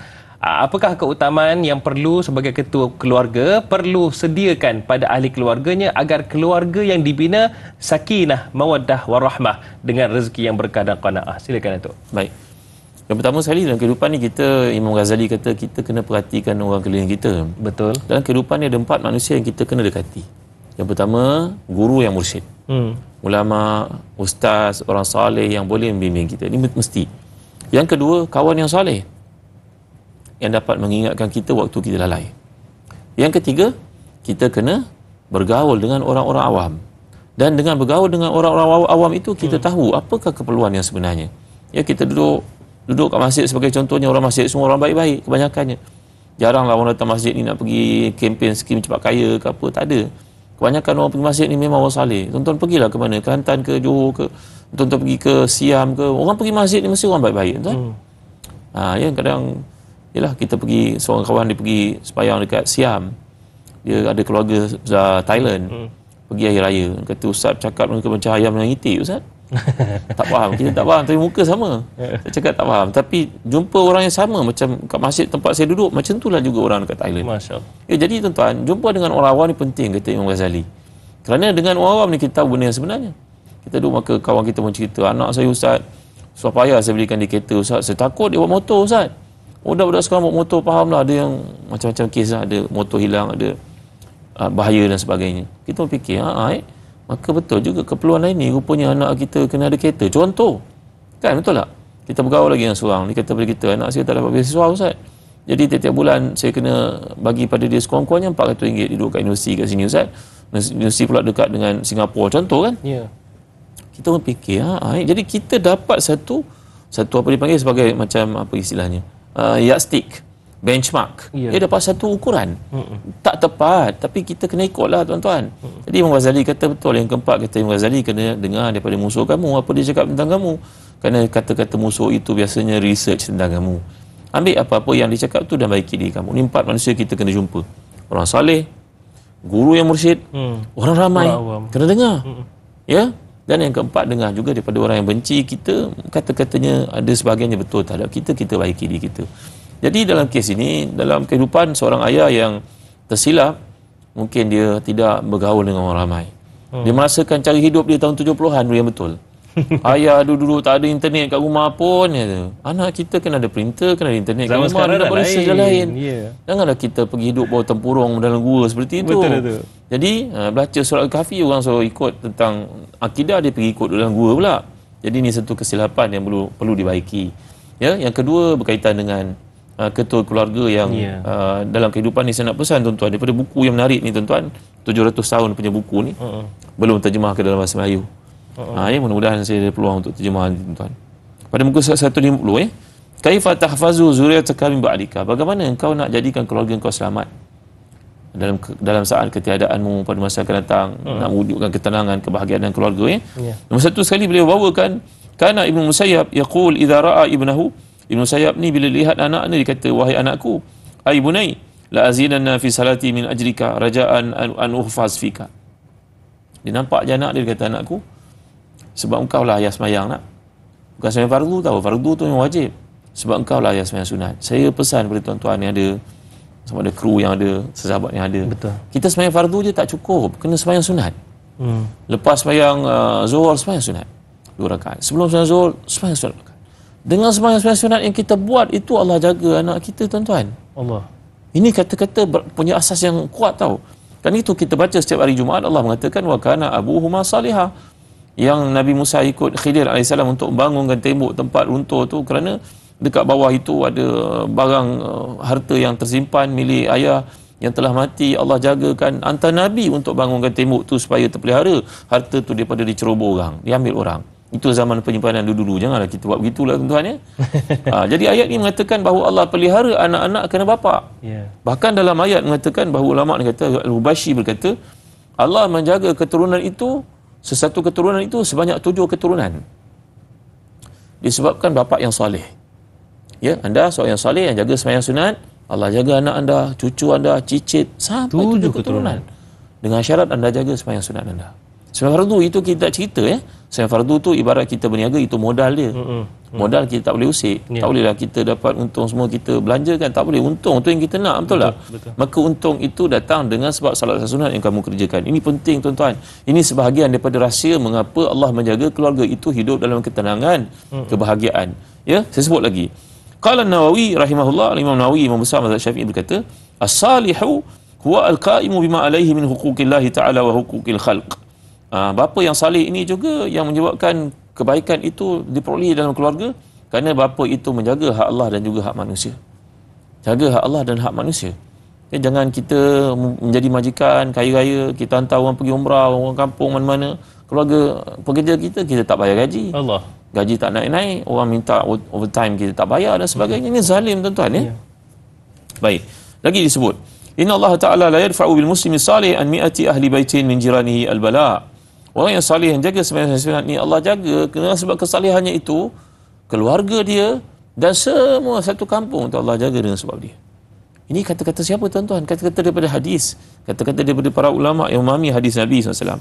Lagi saya sebut ya, mengapa Allah beri kepada kita satu orang itu keberkatan, iaitu antara perkara yang diberikan diberikan dengannya rahsia kebaikan adalah kerana kita menjaga sembahyang yang kita lakukan secara berjemaah. Ini penting sangat tuan-tuan.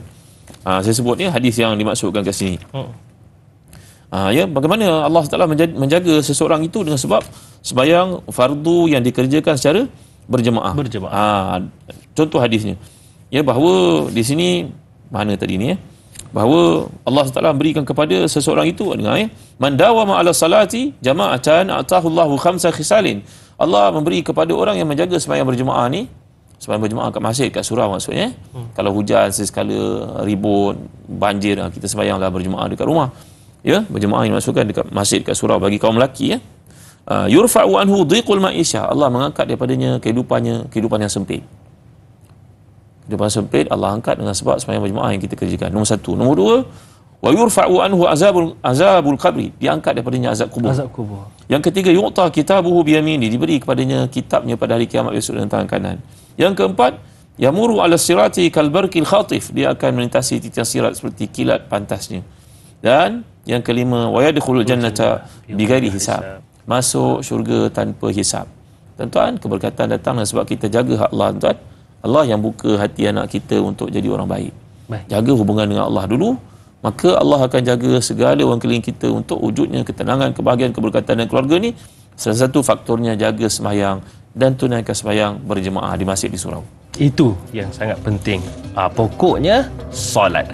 Baiklah Datuk, sekejap je lagi mungkin saya mewakili para penonton yang menonton ketika ini nak tahulah tips-tips untuk diluaskan rezeki bagi kita semua. Boleh kejap lagi Datuk ya? InsyaAllah. Nantikan selepas ini tipsnya. Tanyalah Ustaz, biar tahu, jangan keliru.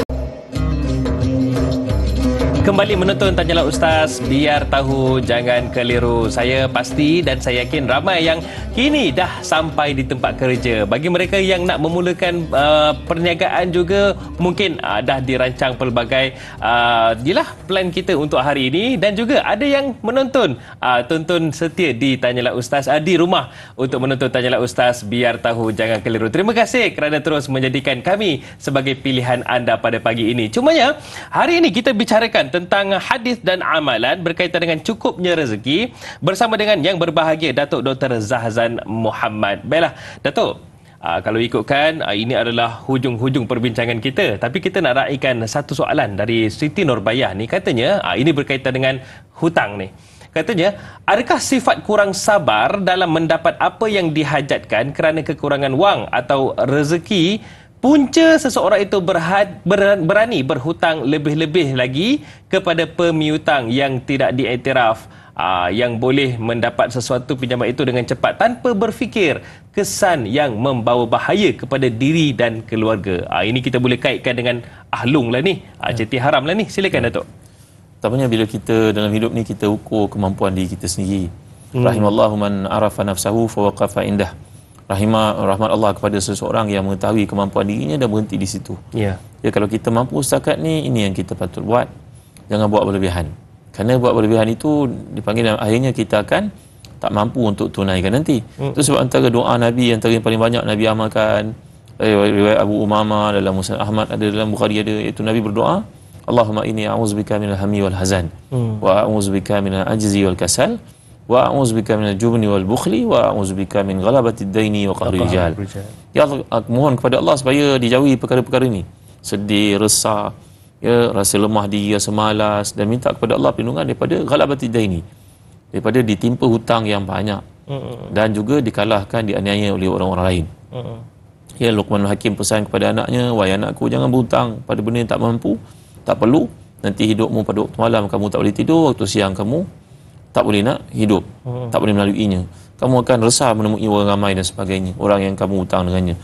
Jadi setiap kita punya taksiran, al-iktisadu nisful ma'isha dalam satu asar, ya, bahawa kita tahu kemampuan diri kita, kita buat satu ukuran, buat satu apa dia panggil costing kehidupan. Expenses kita check, ya, inflow outflow kita kena belajarlah, simple accounts macam tu. Apa keperluan kita, berapa gaji kita, berapa bayaran kita, apa kereta yang kita mampu pakai sebagai contohnya.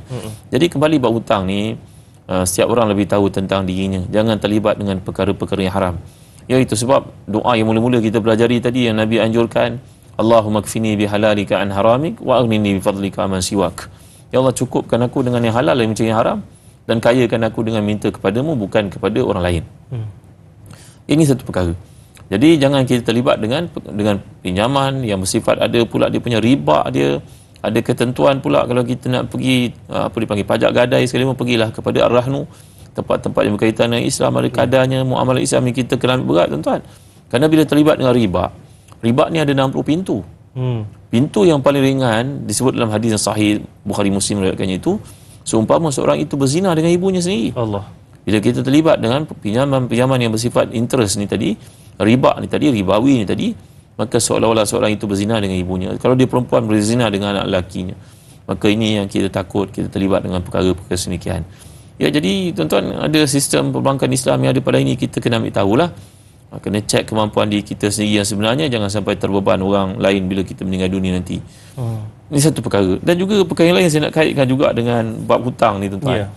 Menarik juga, pemberi hutang selalu dilupakan. Yang kita selalu sebut adalah orang berhutang. Kita lupa nak sebut pemberi hutang. Sebenarnya tuan-tuan, ada banyak galakan untuk kita beri hutang kepada orang. Kalau kita tahu orang tu mampu, jangan kita bagi pinjam pada orang tu jumlah yang dia tak mampu bayar, lepas tu kita bergaduh adik-beradik. Bukan begitu. Bagi pinjam dalam keadaan yang munasabah, yang kita tahu dia boleh bayar balik, niatnya adalah baik. Mungkin anaknya nak belajar, mungkin duitnya tak cukup, mungkin rumahnya kena ribut, contoh ya. Sebab itu dalam hadis mengatakan, ra'aitu ala babi jannati maktuban al-qardu bi 18 wa sadaqatu bi 10.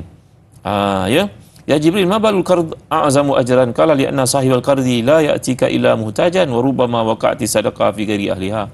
Dalam hadis riwayat tuan-tuan, di sini disebut dalam riwayat Ibn Majah bahawa Nabi bersabda, aku melihat dalam syurga itu di pintu tertulis, orang yang bagi pinjam pada orang yang betul, ganjarannya 18. Allah. Orang yang bagi sedekah, ganjarannya 10. Aku bertanya kepada Jibril, kenapa pula bagi pinjam lebih daripada bagi sedekah? Kenapa pula bagi pinjam kan? Nabi jawab, orang itu bila dia nak pinjam memang betul-betul dia memerlukan. Dia terdesak. Dia betul-betul memerlukan dan terdesak. Kalau tak, dia tak akan cakap dengan kita. Ya? Tapi sedekah itu mungkin kau berikan pada orang yang salah, yang tak tepat, dapat pahala tapi kurang daripada bagi wang pinjam pada orang yang layak. Tapi janganlah seperti ini umpamakan tadi, kita jadi orang yang lurus bendul, dia dah pinjam sekali, 2 kali, 3 kali tak pulang, kita bagi pinjam, lepas tu kita bergaduh. Bukan begitu. Bagi pinjam pada orang yang sebenar-benarnya layak. Sebab itu dalam hadis yang lain mengatakan, dalam hadis ini riwayat Sa'alibi pula, Nabi bersabda, man aqrada akhahul muslim falahu bi kulli dirhamin waznu uhudin wa sabir wa turisaina hasanat. Sesiapa yang bagi seseorang saudara Islam yang meminjam, setiap dirham yang dipinjamkan itu nilainya macam gunung Uhud misalnya, ataupun gunung Sabir yang besar dekat Madinah, ataupun macam gunung Tur Saina, besar banjaran itu, besar daripada banjaran gunung banjaran Titi Wangsa yang kita ada, besar. Maka ini ganjaran bagi orang yang beri pinjam. Tapi perkara pertama yang kita bincangkan tadi, pinjamlah bila ada keperluan dan berusahalah untuk bayar balik. Kerana dalam hadis mengatakan, siapa yang buat pinjaman dengan niat untuk membayarnya, maka Allah akan bantu dia untuk bayar kok mana pun. Tapi kalau orang tu pinjam dengan niat memang tak mau bayar, buat apa aku bayar, dia kaya dah. Dia kaya tu masalah dia lah, hak engkau tu tanggungjawab tu, bayar tau. Kalau dia pinjam dengan niat tidak mau bayar, Allah akan hancurkan hidup dia. Baik. Jadi ini sangat bahaya tuan-tuan. Okey Datuk, lebih kurang dalam 4 minit berbaki ini, mungkin Datuk boleh kongsikan secara ringkas tips, mungkin 1 atau 2 atau 3 tips untuk kita rasa cukup dengan rezeki kita dan diluaskan rezeki kita. Silakan Datuk. Tuan, yang pertama sekali dalam Islam mengajar kita bertakwalah kepada Allah SWT. Kita selalu baca ayat 1000 dinar, wa may yattaqillaha yaj'al lahu makhraja, bertakwa pada Allah. Dikisahkan orang sebelum kita tuan-tuan, mereka punya takwa kepada Allah, Allah beri pada mereka rezeki yang macam-macam. Macam Abdurrahman Auf contohnya, sahabat Nabi yang mulia tu kan, pergi ke Madinah selai sepinggang, menjadi orang paling kaya, sahabat Nabi antara paling kaya di samping Uthman. Kenapa tuan-tuan? Kerana takwa kepada Allah SWT. Kalau dia bertakwa pada Allah, dia jual air kelapa tepi jalan, Allah akan bagi rezeki padanya. Betul. Tapi kalau tak bertakwa pada Allah, dia berniaga hebat besar sekalipun, jual kapal terbang pun tuan-tuan, tak kaya dia, susah hidup dia, kerana banyak terlibat dengan benda haram, mengheret dia untuk hidupnya hilang berkat. Tak ada ketenangan. Tak ada ketenangan.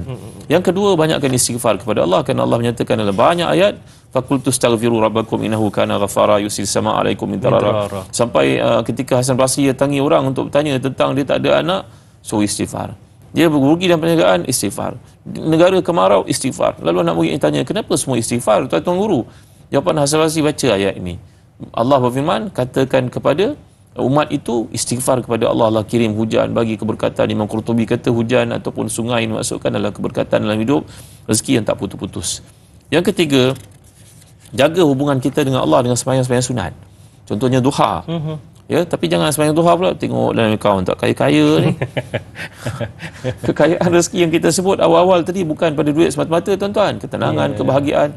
Orang punya duit banyak, kalau sakit pun tak boleh nak rawat sakit dia dengan duit yang dia ada. Betul. Kita yang tidak mempunyai wang yang banyak tapi hidup kita sihat, syukur, itu aset yang besar, modal besar. Sembahyang sunat duha jangan abaikan. Nabi SAW jarang-jarang meninggalkannya.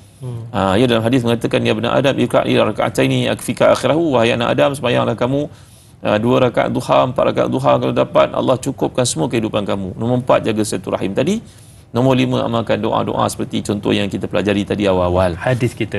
Mudah-mudahan Allah beri keberkatan hidup kita, cukupkan rezeki kita. Ingat, rezeki mencari kita macam maut menunggu kita, macam bayang-bayang yang tak pisah daripada diri kita sebenarnya. Wallahu a'lam. Baik, itu dia satu tips yang sangat hebat, dan insya-Allah mudah-mudahan para penonton anda kena tekan butang kongsi ataupun dengan izin share supaya apa yang dikongsikan oleh Datuk pada hari ini mendapat manfaat dan disebarluaskan untuk manfaat bersama insya-Allah. Baiklah Datuk, sebagai memurnikan tanya Ustaz pada pagi ini, doa daripada Datuk, silakan. Alhamdulillah rabbil alamin wassalatu wassalamu ala asyrafil anbiya'i wal mursalin sayyidina Muhammadin wa ala alihi wa sahbihi ajma'in. Allahumma ighfir lana dhunubana wa liwalidina warhamhum kama rabbana shighara wa li jami'i ashabil huquq alaina minal muslimina wal muslimat wal mu'minina wal mu'minat bi rahmatika ya arhamar rahimin. Ya Allah, ampunkan dosa kami, bapa kami, pasangan kami, anak-anak kami, semua orang buat baik pada kami, semua buat silap pada kami ya Allah.